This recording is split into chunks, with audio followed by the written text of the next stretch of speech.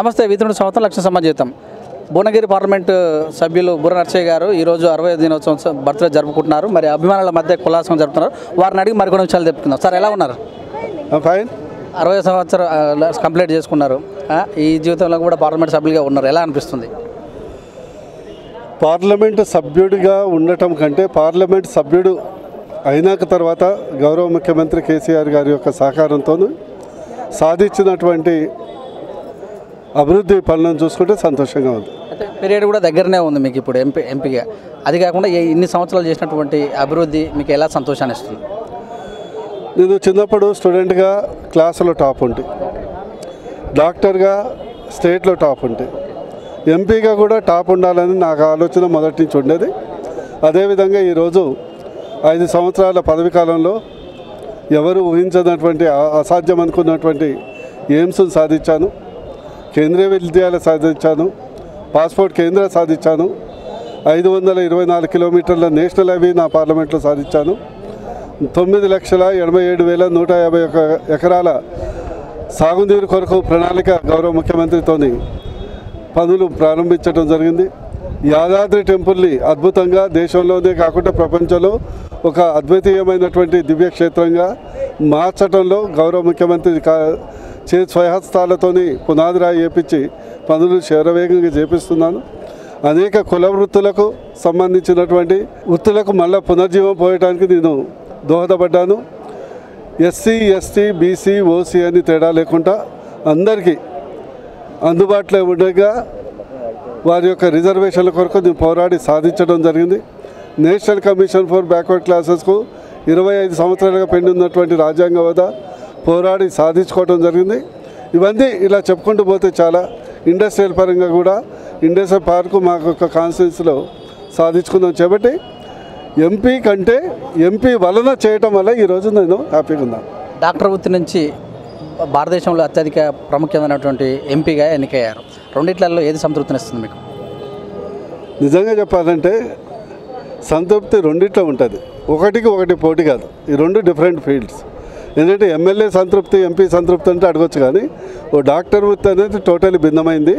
ఒక రాజకీయ నాయకుడు ఎంపీ వృత్తి అనేది భిన్నమైంది. ఈరోజు డాక్టర్గా 32,000 లాప్రోస్కోపిక్ ఆపరేషన్ చేసి టాప్లో ఉన్నాను. కానీ ఒక డాక్టర్ ఎంపీగా ఉండి ఎయిమ్స్ కూడా తెచ్చాను. మరి నేను ఒట్టి డాక్టరే ఉంటే అది చేయలేకపోతుంటే, నేను ఓన్లీ ఆపరేషన్ చేయగలుగుతుంటే కానీ ఎయిమ్స్ తేలేకపోతుంటే, జాతీయ రహదారులు తేలేకపోతుంటే, కేంద్రీయ విద్యాలయం తేలేకపోతుంటే, హైకోర్టు సాధించబోతుంటే, రైల్వే ప్రాజెక్ట్ తెలియకపోతుంటే, అందుకొరకు నేను చెప్పాను, I'm a top student, A top surgeon, I wanted to be A top politician also. So I think నేను సక్సీడ్ అయిందని నేను అనుకుంటున్నాను. 56% పార్లమెంట్లో ఉత్తీర్ణత ఉంది మీకు. 51% వెళ్ళారు. మరి ఇది ఎలా సంతృప్తినిచ్చింది? క్వశ్చన్స్ కూడా బాగానే చేశారు పార్లమెంట్లో మీ యొక్క నియోజకవర్గం నుంచి. క్వశ్చన్స్ కాదు, నేను 66 చర్చల్లో పాల్గొని అత్యధికంగా పాల్గొన్న మొదటిసారి ఎన్నికైనటువంటి ఎంపీ. అది సాధారణ కాదు. క్వశ్చన్స్ అంటే మామూలుగా ఎవరైనా రాస్తారు, వేస్తారు, అది పెద్ద సమస్య కాదు. డిబేట్స్ 11 ప్రైవేట్ మెంబర్స్ బిల్లులు ఎంపీ ఆ బిల్లులతో ప్రభావితమై ఈరోజు ఈబీసీ రిజర్వేషన్ కేంద్ర ప్రభుత్వం పెట్టింది కూడా నేను పెట్టినటువంటి ఈబీసీ రిజర్వేషన్ బిల్లుతో ప్రభావితమై పెట్టారు. నాకు చాలా సంతోషం. డెఫినెట్లీ ముందు నాది ఒకటే కోరిక, నెక్స్ట్ టైంలో ప్రజలు ఆశీర్వదించి లక్ష్మీ నరసింహస్వామి కటాక్షం, మా ముఖ్యమంత్రి కేసీఆర్ యొక్క సహకారంతో భారీ మెజార్టీతో ఎన్నికల్లో గెలిపించిన తర్వాత నేను ఒకటే కోరుకుంటాను, ఎయిమ్స్ని కంప్లీట్ చేసి మొదటి ఆపరేషన్ కూడా నేనే చేయాలని కోరుకుంటా. అటు సిపిఐ అటు కాంగ్రెస్ మధ్యలో ఉన్నటువంటి భువనగిరిని మీరు ఉద్యమకారంలాగా ఎంపీ ఉండి భువనగిరికి మొట్టమొదటిసారి టీఆర్ఎస్ దుజుంబి మోగించారు. ఈ ఫీలింగ్ ఎలా అనిపించింది మీకు మొదట? డెఫినెట్లీ అది నా యొక్క విజయం ఒకటే కాదు, ముఖ్యమంత్రి కేసీఆర్ గారి నాయకత్వం, ప్రజలకు టీఆర్ఎస్ పార్టీ పట్ల ఉన్నటువంటి నమ్మకం, నా వ్యక్తిత్వం, మా టీఆర్ఎస్ నాయకుల పనితనం, వారి యొక్క కృషి ఫలితంగా వచ్చింది. అది కేవలం నా విజయం అని నేను అనుకోను, భువనగిరి ప్రజల విజయం. అది మొత్తం మీద ఈ జనాల మధ్యన, మీ అభిమానుల మధ్యన మీరు చేసినటువంటి ఆనంద కార్యక్రమాలు ఏమైనా ఉన్నాయా? ఈరోజు చాలా జనరల్గా ఏంటంటే మా నియోజకవర్గంలో నా యొక్క జన్మదిన రోజుల్లో చాలా కార్యక్రమాలు చేస్తారు. అయితే ఇక్కడ బార్డర్లో ఉన్నటువంటి ఉద్రిక్త పరిస్థితుల దృష్టిలో మరి మన పైలట్ పాకిస్తాన్ బందీగా ఉన్నారు కాబట్టి మా ముఖ్యమంత్రి తమ జన్మదిన వేడుకలు వాయిదా వేసుకున్నారు, మా హోంమంత్రి వేసుకున్నారు. అందుకొరకు నేను చేయడం జరిగింది, వాయిదా వేసుకున్నాను, ఈరోజు చేయలే. సరే అనుకోకుండా నిన్న అభినందన్ రిలీజ్ కావటం, దాంతో అసలు ఈ బొకేస్ కూడా ఉండబోతుండే, రిలీజ్ అయినది కాబట్టి రావటం జరిగింది. ఇంకా ఎంత అంటే మేము అంటే చిత్తశుద్ధితో పనిచేస్తున్నామంటే మా పార్టీ మీటింగ్లు కూడా పోస్ట్పోన్ చేసుకున్నాం. కానీ ఇతర పార్టీలు ఏవైతే ఉన్నాయో మేము మా బహిరంగ సభ ఈరోజు ఉండాలి 2వ తారీఖు. కేవలం సైన్యానికి మద్దతుగా ప్రకటించాలి, ఉండాలి, ఈ టైంలో రాజకీయాలు మంచిది కాదనే ఉద్దేశంతో ఈరోజు మా భువనగిరి పార్లమెంటు స్థాయి సమావేశాన్ని కూడా మేము వాయిదా వేసుకోవడం జరిగింది. డెఫినెట్లీ మా ఆలోచన విధానానికి ఇది అర్థం పడుతుంది. మీరు దత్తత తీసుకున్నటువంటి గ్రామం ప్రస్తుతం ఏ రకంగా అభివృద్ధి అయింది? నిజంగా చెప్పాలంటే తృప్తి లేదు, కానీ తృప్తి ఉంది. తృప్తి ఎందుకు లేదంటే కేంద్ర ప్రభుత్వం నుంచి జీరో సహకారం, ₹1 కూడా ఎక్స్ట్రా ఇవ్వలే. అయినప్పటికీ దాదాపు 6 కోట్ల రూపాయలతో అభివృద్ధి చేశాను. 2.5 కోట్లతో సబ్స్టేషన్ ఏర్పాటు చేశాను.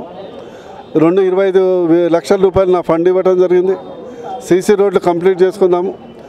మరియు స్కూల్ బిల్డింగ్ ప్రహారీ కూడా కంప్లీట్ చేసుకున్నాము. శ్మశాన వాటిక నిర్మాణం చేసుకున్నాము. జీపీ బిల్డింగ్ నిర్మాణం చేసుకున్నాము.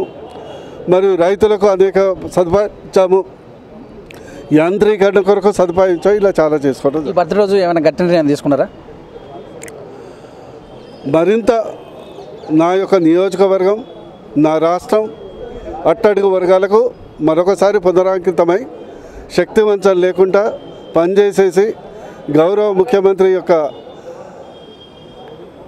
పరిపాలన దక్షతకు ఇంకా చేదోడు వాదోడుగా ఉండటమే కాకుండా వచ్చే ఎన్నికల తర్వాత, లోక్సభ ఎన్నికల తర్వాత కేసీఆర్ గారు క్రియాశీలకంగా దేశంలో పాల్గొనే విధంగా మేము తెలంగాణ రాష్ట్రం దేశ రాజకీయాలను, దేశ అభివృద్ధిని, తెలంగాణ అభివృద్ధిని ప్రభావితం చేసే విధంగా మమ్మల్ని దీవించాలని లక్ష్మీనరసింహస్వామిని వేడుకోవటం జరిగింది. మీరు బూర లక్ష్మీనరసింహస్వామి పేరు మీద కూడా ఒకటి తీసుకొని వచ్చారు బీమా, అది ఎలా ఉంది ప్రస్తుతం, ఎలా తీసుకెళ్తాం ముందుకు? 1,17,000 కుటుంబాలకు బీమా నేను చేపిస్తే ఇదివరకు ఏ ఎంపీ చేపేయలే దేశంలో, కేవలం ₹60తో. ఈరోజు దాదాపు 60 మందికి క్లెయిమ్స్ వచ్చాయి. అంటే దాదాపు 2.5 నుంచి 3 కోట్ల రూపాయలు చనిపోయిన కుటుంబాలకు ఈరోజు లబ్ధి చెందింది. ప్రజలు ఇంకా ఇట్లా చేయటం అనేది అడుగుతున్నారు, దాన్ని రిన్యూ చేయమని. దీనివల్ల అయితే డెఫినెట్లీ రేపు 7వ తారీఖు నాడు కూడా ఈరోజు 45 లక్షలు పంచేది ఉండే, 9 చెక్కులు. సరే అనివార్యంగా మా మీటింగ్ క్యాన్సిల్ అయింది కాబట్టి 7వ తారీఖు నాడు 9 మంది లబ్ధిదారులకు 45 లక్షల రూపాయలు మా కేటీఆర్ గారి స్వహస్తాలతో ఇప్పించడం జరుగుతుంది. Thank you sir.